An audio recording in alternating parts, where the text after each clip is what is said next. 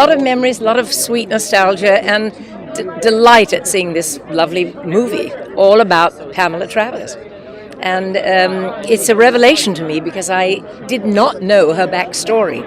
Although I met her and knew her vaguely and corresponded occasionally with her, I never knew any of the details that are in this film.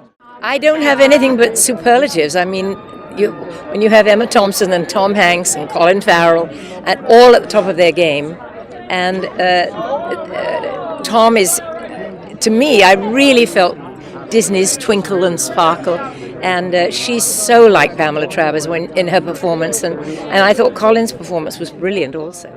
I was mostly compelled by the story and how it all happened because my work didn't begin until after all that was done.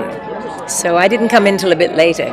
It is wonderful that 50 years later somebody is interested in making this story this many years later, and I think that's very, very nice. First of all, it's a wonderful family fare, the movie is, and every 7 years there's a new generation to come and see it. But secondly, I think Mary herself made children feel, even though she was strict, they felt safe. And I think that it's nice because even though she's at times almost not pleasant with them, she's not going to be mean, and you know everything's going to turn out all right. So. It's an amazing kind of circular continuum of sorts. Time is being messed with. It just seems like yesterday we were here shooting on the lot. And of course, 50 years ago, the movie came out, and a couple of years before that, they were here having these meetings in the rehearsal room in Old Animation right up here. So there's a lot of good feelings about this lot and this movie on this lot. Now, how lucky am I? Everybody said yes, so very, very blessed, no doubt, and just terrific people too. We had a great time making the movie.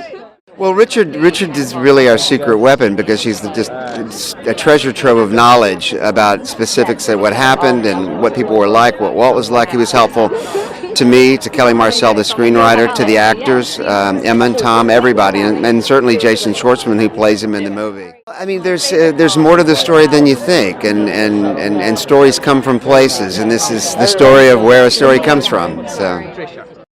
We know the trouble is, it feels like it was yesterday. I can't believe it was 50 years ago. Where did the time go? Where did it go? But God, it was fun. It was such fun. Usually on a movie, day to day, you can't really tell whether but every day we just say, oh my God, this feels good. It just felt good the whole time. Well, I haven't seen Julie for what, a couple of years now. Last year you saw her.